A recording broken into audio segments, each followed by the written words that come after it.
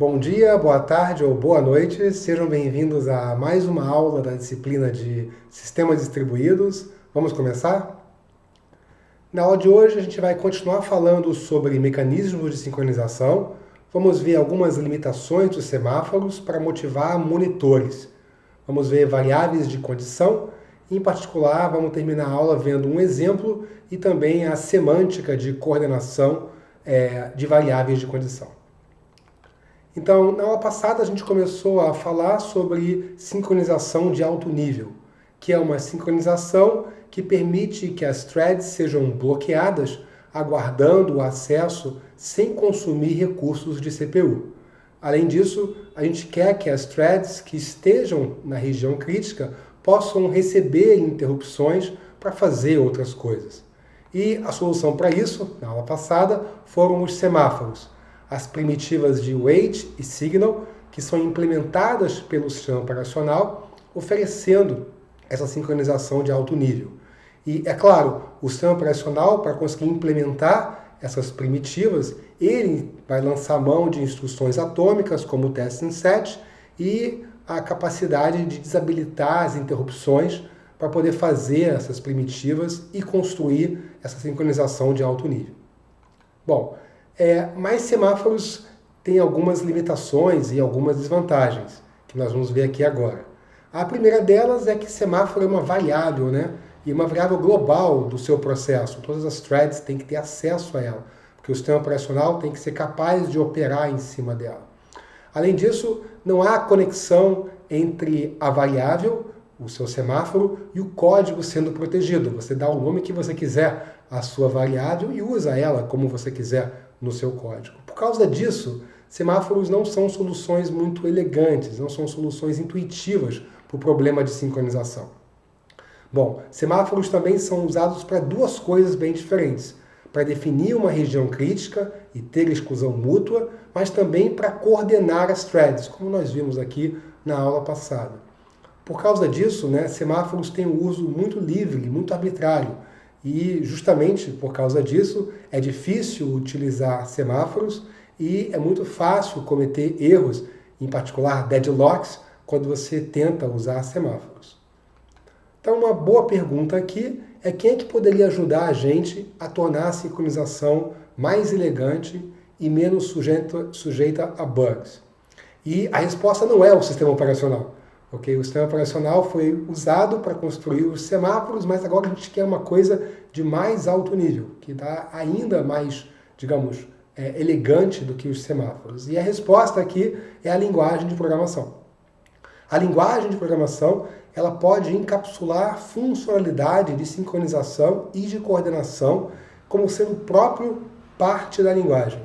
Isso vai facilitar você sincronizar diferentes threads e evitar bugs, porque está embutido na linguagem de programação.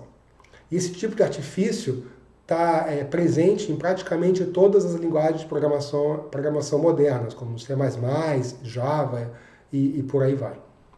Bom, o nome dessa funcionalidade é monitores em inglês.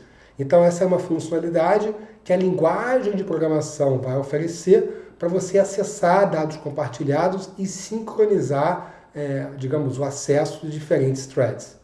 Esse código de sincronização ele vai ser adicionado pelo compilador da linguagem de programação, por exemplo, usando semáforos, escondendo essa sincronização, né, os detalhes da sincronização do programador.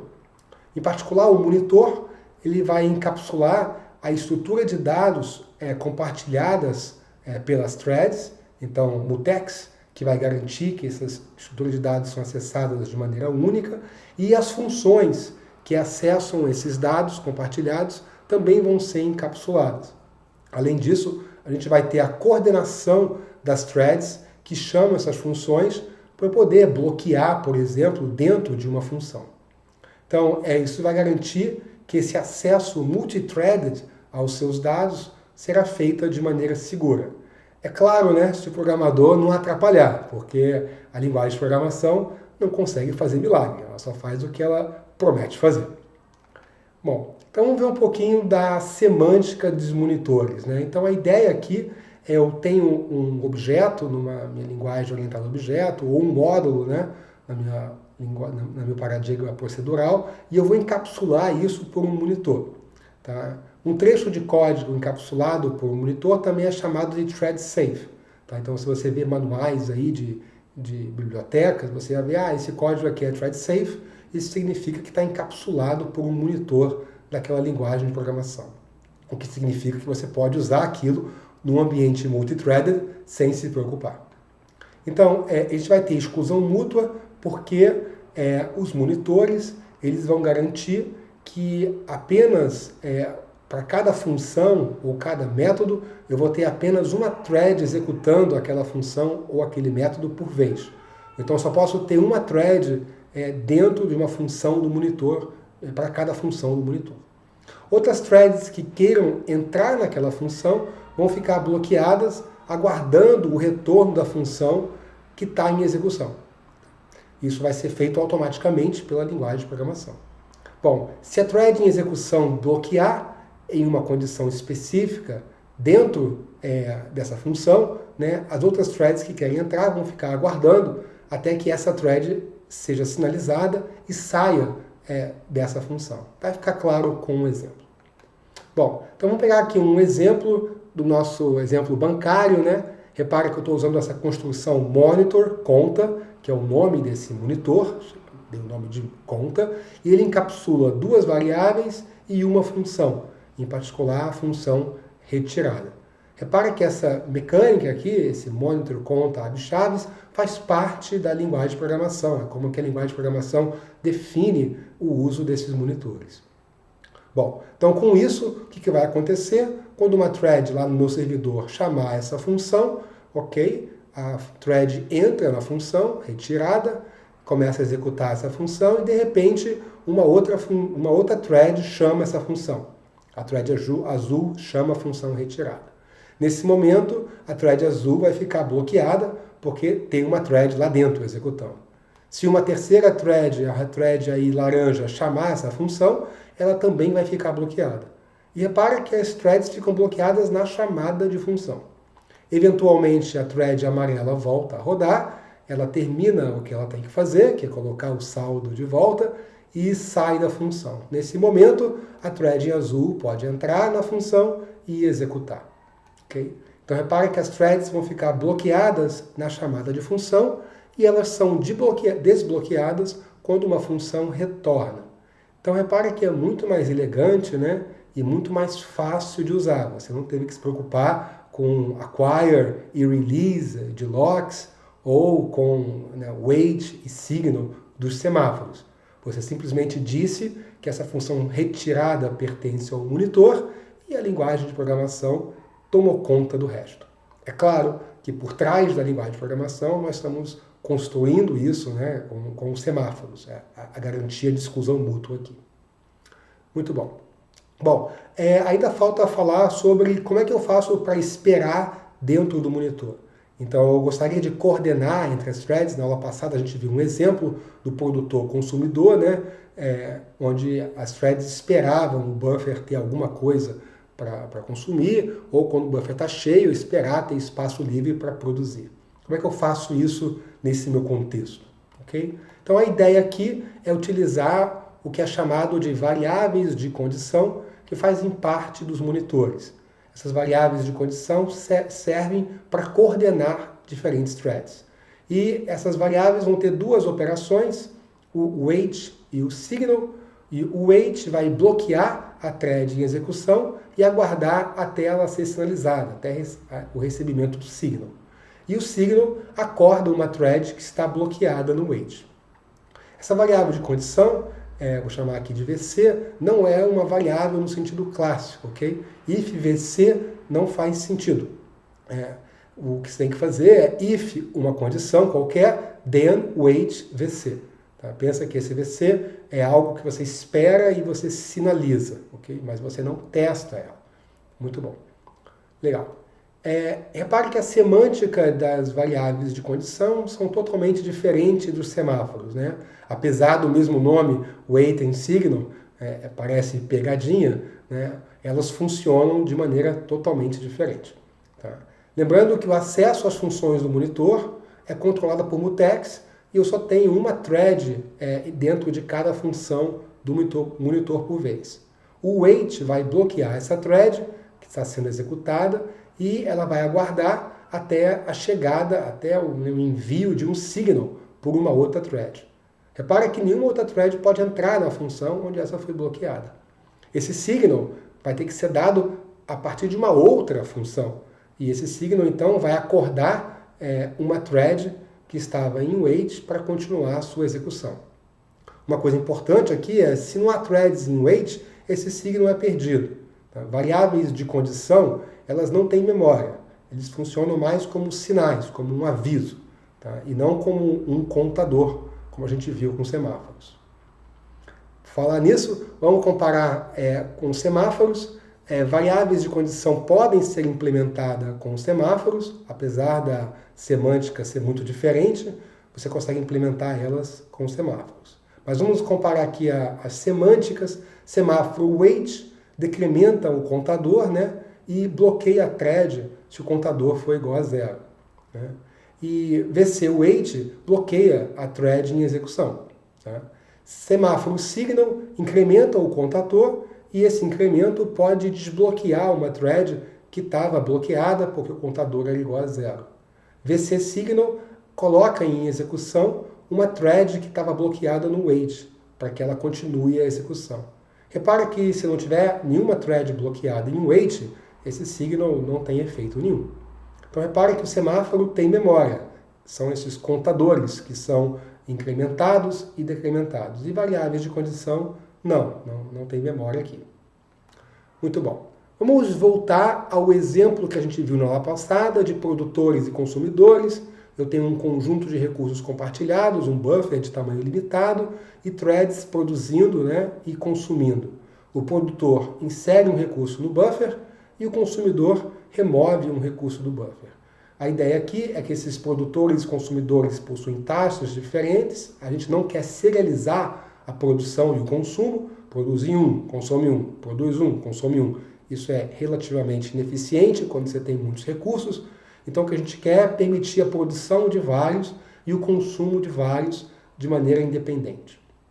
Então na aula passada a gente viu essa solução, como fazer isso com semáforos. Nós utilizamos 3 semáforos, um semáforo mutex para garantir o acesso com exclusão mútua ao buffer compartilhado, né? E 2 mutex para fazer semáforos para fazer coordenação. O semáforo empty, que vai indicar se tem ao menos uma posição livre do buffer, e o semáforo full, que vai indicar se existe pelo menos uma posição no buffer com informação, com recurso. Então eu começo com empty igual a n, está tudo vazio, e com full igual a 0, porque está tudo vazio. E aí, né, a gente tem essa produção e esse consumo, como a gente viu aqui na aula passada. Né? O produtor dá um wait empty, espera ter alguma posição vazia, e aí quando tem vazia, ele dá um wait mutex, espera para pegar o mutex para acessar o buffer, coloca a informação no buffer, libera o mutex e dá um signal full para indicar que acabou de acontecer, acabou de ser incluída, né, uma posição no buffer. O consumidor ele faz meio que o contrário, ele wait full, ele espera ter alguma coisa para consumir, ok? Se não tiver nada para consumir, por exemplo, no começo, o full é igual a 0, ele vai ficar bloqueado aqui. Quando tem alguma coisa para consumir, esse full aqui é maior que 0, ele sai desse wait, dá o wait mutex para pegar o acesso à região compartilhada que é o nosso buffer. Então ele remove alguma coisa desse buffer, dá um signal mutex para dizer que terminou, e depois dá um signal empty para dizer que acabou de ficar uma posição vazia. Muito bom. Então 3 semáforos e esse sistema aqui, esse padrão de interlock que a gente viu na aula passada. Vamos ver a solução com monitores. Então, com monitores, o código vai ser bem mais simples e a gente pode focar de fato, o que é importante, que é as funções de acesso put resource e get resource. Então, é importante notar aqui que esse monitor bounded buffer, é o nome do nosso monitor, ele inclui 2 funções, ok? E o nosso buffer compartilhado. e nós vamos usar duas variáveis de condição, são esse condition aí, not full e not empty. Então repare que tem duas funções dentro do mesmo monitor, que é a put resource e a get resource. A put resource faz o seguinte: while buffer array is full, ou seja, enquanto o buffer está cheio, eu dou um wait not full. Então eu fico esperando nesse aviso aqui. Quando eu recebo esse aviso, eu então adiciono o meu recurso ao buffer e dou um signal not empty. Porque afinal de contas eu acabei de adicionar alguma coisa, então não está mais vazio. A função getResource faz o seguinte: enquanto o buffer estiver vazio, eu espero no not empty. Espero nessa variável de condição. Bom, quando essa variável de condição acontecer, ok? E eu vou então remover um recurso do meu buffer e dar um signal not full. Okay? E retornar R. Muito bom. Então essa é como funciona o produtor consumidor com monitores, e é bastante mais elegante, bastante mais simples. Nós não precisamos trabalhar com os semáforos aqui. Muito bom. Então, uma boa pergunta é: quantas threads podem estar executando o while put has ou get has? Então, repara que eu tenho um while aqui que fica verificando, né, se o buffer está full e esperando nesse wait not full aqui. Então, o número de threads que podem estar nesse while é só uma, porque esse while está dentro de uma função put resource que é controlada pelo monitor. Então, o monitor vai deixar apenas uma thread entrar aqui, e se o buffer estiver cheio, essa thread vai ficar bloqueada nesse wait not full. Repara que assim que uma thread consumir um recurso, ela vai sinalizar um signal not full, e aí essa thread que estava bloqueada aqui vai continuar a execução. Okay? O que acontece quando eu tenho um put resource chamado com um buffer cheio, né? Bom, se eu tiver um put resource com buffer cheio, eu vou fazer o seguinte: while buffer is full, vai dar verdadeiro, está cheio, e eu vou esperar, vou ficar parado aí. Vou ficar parado até um recurso ser consumido. Quando o recurso for consumido, eu vou receber um signal, e esse signal vai liberar desse wait, eu vou testar de novo o meu while, vai dar falso, né, possivelmente, e aí a gente continua a execução. Muito bom. E a gente já falou sobre isso, né? Múltiplas threads chamando essas duas funções, o que vai acontecer é que elas vão ficar bloqueadas na chamada, né? E por último, o que acontece com o signal not empty quando há mais de um recurso no buffer, né? Então, quando há mais de um recurso no buffer, esse meu signal not empty, qual é o impacto que ele vai ter? Bom, se há mais de um recurso no buffer, então eu não tenho nenhuma thread bloqueada no wait not empty. Porque eu só vou bloquear no wait not empty quando o buffer estiver vazio. Então esse signal not empty não tem efeito nenhum. Okay? Então esse signal simplesmente ele é perdido. Okay?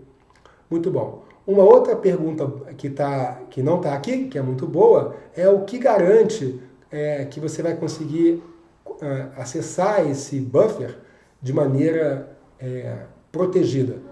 Porque tanto o produtor quanto o consumidor podem estar mexendo nesse buffer ao mesmo tempo. Tem essa linha azul e essa linha vermelha que está mexendo no buffer compartilhado ao mesmo tempo. E o que garante isso é o próprio monitor. Para cada variável dentro desse monitor, essa variável vai estar protegida por um mutex, que vai garantir exclusão mútua em qualquer acesso a essa variável. Muito bom.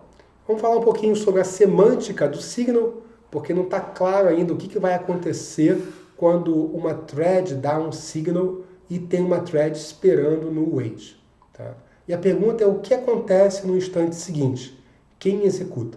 Então a situação é a seguinte: eu tinha uma thread bloqueada num wait, numa variável de condição, uma outra thread rodando numa outra função, deu um signal. Esse signal vai desbloquear a primeira. E a pergunta é: quem executa agora? A thread que deu o signal ou a thread que estava bloqueada no wait? E aí a resposta depende da semântica do signal. Então nós temos um tipo de monitores chamado Hoare Monitors, que são condição que tem a variável de condição bloqueante. Tá? Uma proposta original para variável de condição é essa. Então, como o nome já diz, essa variável de condição é bloqueante, o que significa que esse signal vai trocar o contexto imediatamente, colocando em execução a thread que estava em wait, então caso ela exista. Isso é bom porque vai garantir que a condição vai ser verdadeira na thread que entrar em execução. Repara que eu bloqueio porque uma certa condição não era verdadeira, né? Então eu dou um wait esperando que uma condição seja verdadeira. Se eu sou desbloqueado instantaneamente depois, né, da thread que deu signal, e a thread que deu signal é retirada, eu garanto que essa condição vai ser verdadeira. E a segunda semântica é o Mesa Monitors, também chamado de Non-Blocking Condition Variables, que é implementada em Java e em Mesa. Então, nesse caso aqui, a função signal, o que ela faz? Ela coloca a thread que estava bloqueada em wait no estado de ready e continua a sua execução. Então, por causa disso, né, não há garantia que a condição que você estava esperando vai ser necessariamente verdadeira quando a thread que estava no wait for desbloqueada. Vamos ver um exemplo disso aqui. Então, com Horn Monitors, eu poderia ter esse exemplo, if A menor do que 0, wait positive. Espero até que A seja positivo. Quando A for positivo, eu vou receber um signal, e aí eu vou quebrar desse wait, então eu posso tirar a raiz quadrada de A e retornar isso. Tá? Essa semântica é mais intuitiva e mais controlada, né, pela linguagem de programação. Nos monitores do tipo Mesa, eu tenho o seguinte, while A menor do que 0, wait positive. Tá? E por que eu tenho esse while?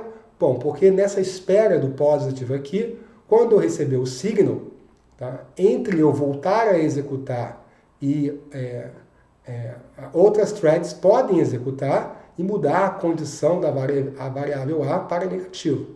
Okay? Então, por isso que eu estou dentro de um while. Então, while A menor do que 0, eu fico nesse wait positive. Porque eu recebo o sinal, testo se A de fato não é negativo, né? E aí tiro a raiz quadrada de A e retorno isso. Então, repara que é necessário verificar a condição depois de sair do wait. Tá? Porque você não tem a garantia de que essa condição vai ser verdadeira quando você voltar à execução. E a vantagem aqui é que é mais fácil de se implementar isso na linguagem de programação do que a semântica de Horn. O importante é saber qual semântica que você está trabalhando, né? E isso, em geral, depende da linguagem de programação. Tá? Uma dica aqui é você sempre pensar na semântica de Mesa, porque, digamos, ela pode ser usada com Horn Monitors e não vai te trazer problemas, enquanto o reverso não é verdade. Muito bom. Isso é tudo que eu tinha para falar para a aula de hoje. A gente se vê aqui na próxima aula gravada ou na nossa aula síncrona. Até lá!